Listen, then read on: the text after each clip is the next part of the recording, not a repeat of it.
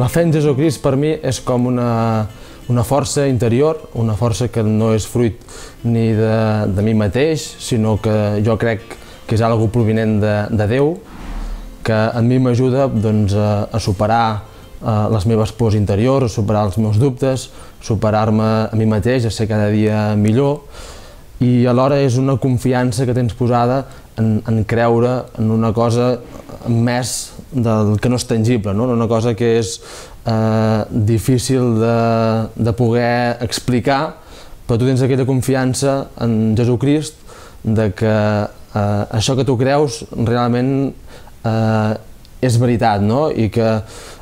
són com unes energies interiors, com uns pensaments que tu et venen, que dius, això no pot venir de mi, sinó que ha de venir d'algú més, no? No sóc jo el que estic pensant això, no sóc jo el que tinc aquesta confiança, sinó és una fe que no és meva, però sí que està dins meu, però que m'ajuda a creure això, no? Jo una cosa que recordo molt sempre era que li demanava molt a Déu que m'augmentés la meva fe, perquè volia que això m'ajudés a canviar la meva vida, a que sigués millor persona, a que fes les coses més ben fetes, a que tingués més alegria. Recordo molt això, sempre demanar, en moments de pregària, doncs, Senyor, augmenta'm la meva fe, toca'm el cor, perquè d'aquesta manera jo podré ser